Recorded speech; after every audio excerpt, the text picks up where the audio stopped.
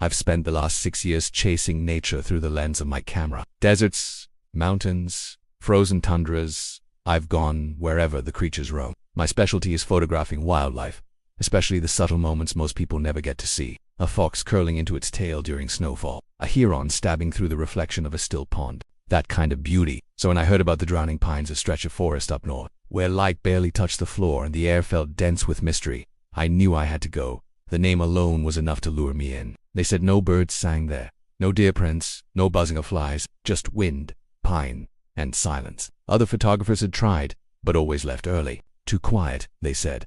Unsettling.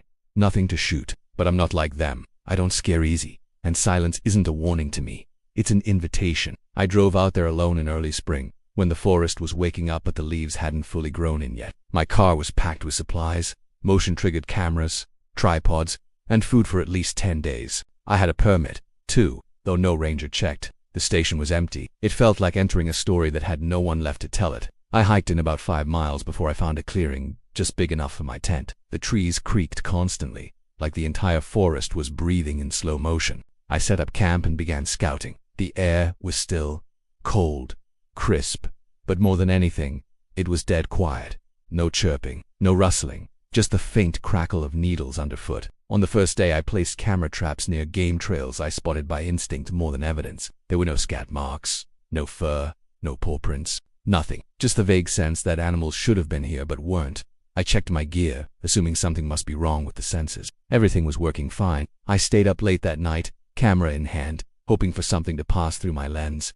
The only thing I caught was my own breath. Around midnight, I started to feel like I wasn't alone. It's a common feeling in the wild, especially when you're surrounded by darkened trees. But this was different. The feeling wasn't that something was nearby. It was that something was avoiding me, watching from behind bark, holding its breath with mine. I whispered out loud once, just to hear a human voice. Hello. The word fell flat. The trees didn't echo it. They swallowed it. The next morning, I found my traps untouched. Not a single image, not even windblown branches. I kept moving deeper, hoping to spot something with my own eyes. A single bird, a rabbit, even a squirrel, but there was nothing. The strangest part was how intact everything looked. As if the forest wasn't decaying. No fallen birds, no rotting carcasses, not even insects crawling over old logs. It was like the ecosystem had been paused. I sat by a stream later that afternoon, camera pointed, waiting for something to take a drink, but the water didn't ripple, and I couldn't hear its flow. I leaned closer and felt a chill in my stomach. It was moving. I could see the water trickling past stones, but it made no sound at all. That night I lay awake in my tent, listening to the absence of everything. I woke on the second day with the kind of stiffness that comes from uneasy sleep. I hadn't heard a single sound all night, not even the wind. I remember thinking how absurd it was, how complete silence could feel louder than a scream. I checked the traps again. Still empty. No motion triggers. No scratches. No signs of life. I moved them further in, deeper where the canopy choked out the sun, and the air began to taste different. Metallic, maybe, or just old. The ground had no footprints but my own. I began to wonder if I had entered a preserved pocket of time, a place left behind. Around noon, I sat to eat, chewing as quietly as possible as if the forest itself would be offended by the sound. That's when I heard it chirp, high, short, unmistakable. My body jolted. Finally, I grabbed the camera and scanned the trees. Nothing, but I knew that sound. I had recorded it before on another trip, a northern cardinal call, distinct in pitch and rhythm, and as I strained to listen again, it played once more. The exact same note, same spacing, same echo. I froze. No bird repeated itself with robotic perfection like that. It wasn't a bird, it was playback. I moved slowly toward the sound, each step crunching on pine needles that felt suddenly too loud. The chirp came again, but further left. Then again, now behind me. It was circling me, but I saw no speakers, no birds, no movement. I backed away and the chirping stopped instantly. I waited in the silence, heart pounding. I packed up early that day and returned to camp. That night I double-checked the footage. Still nothing but trees and windless stillness. At one point I heard a new sound outside the tent. A low rustle, just once, then stillness. I opened the flap and scanned with my flashlight. Nothing, no wind, no movement. But when I stood still and held my breath, I heard the rustle again, softer this time, as if copying the noise I made when I stepped outside. I moved slowly in a circle, light, trembling. The trees remained shadows. Then I heard a voice, my own, a single word. It was the exact pitch and tone I had said the night before, but I hadn't recorded anything. I turned off the flashlight. I don't know why. Maybe I thought I'd hear better, but now I regret it. Because in that darkness, just before retreating back into the tent, I heard something else. A breath not mine. Drawn out, slow, deep, from somewhere far too close. I didn't sleep.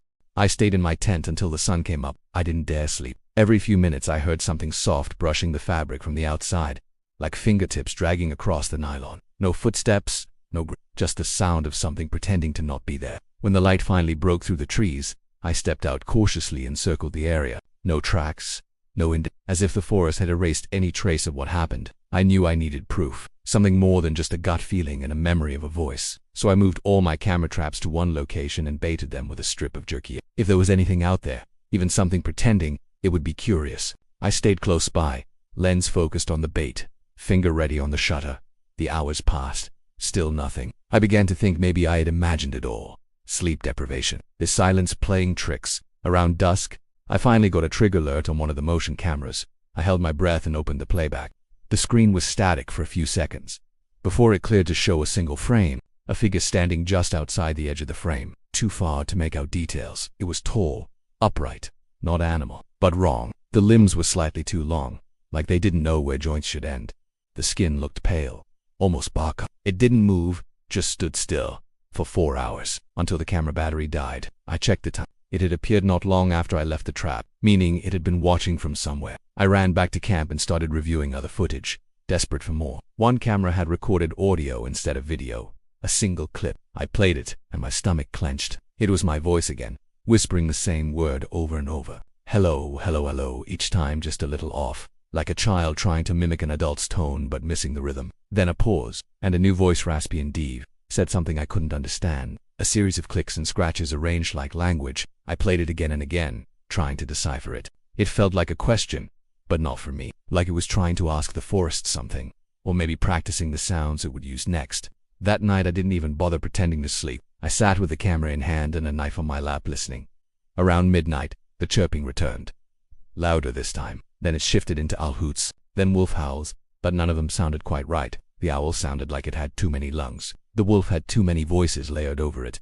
And then came my own laughter, a distorted version of it, like someone had recorded me laughing once and was now playing it on loop through a broken speaker. That was when I realized this thing wasn't just mimicking sounds, it was collecting them.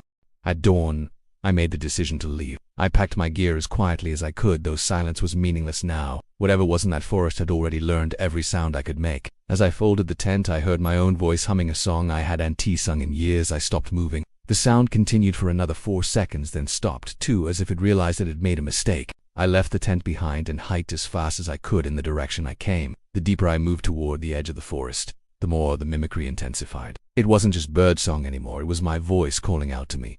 My voice arguing, my voice crying, and not just once. Dozens of layers of my own speech filled the trees surrounding me, all repeating fragments of things I had said during the trip. Some of them were said in moments I was sure I had been alone. That was when I understood.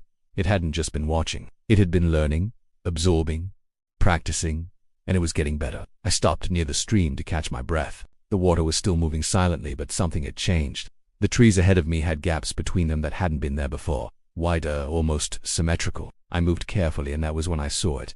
Not the creature itself, but its outline, perfectly still against a dead tree. Its body was bark-colored, but too smooth. It had no face, but its chest moved like it was breathing, in slow, long heaves that didn't match any natural rhythm. I backed away, slowly, step by step. But the moment I turned around, the forest came alive. Not with animals, with sound. My voice, screaming, laughing, pleading, all at once, from every direction. I ran. Branches scratched my arms. I dropped my camera. I didn't stop to pick it up. I made it to the ranger station just before sundown. It was still abandoned. I locked myself in the office and waited until the morning, then drove nonstop until I hit the nearest town. I didn't tell anyone what happened. Not at first. When I finally returned home, I checked the SD cards I had taken out before the last day. Dozens of files. But none of them had any footage. Only one file remained. An audio clip, 30 seconds long. It started with my voice saying hello, then a pause. Then another voice spoke. It wasn't mine, it wasn't human, but it said something clear, in the exact tone I would have used if I were mocking someone afraid. It said, "I see you," then silence. I don't go into forests anymore. Not because I'm scared of what I saw, but because I don't know how much of me stayed behind. And I am not sure the thing that followed me home is done learning how to be me.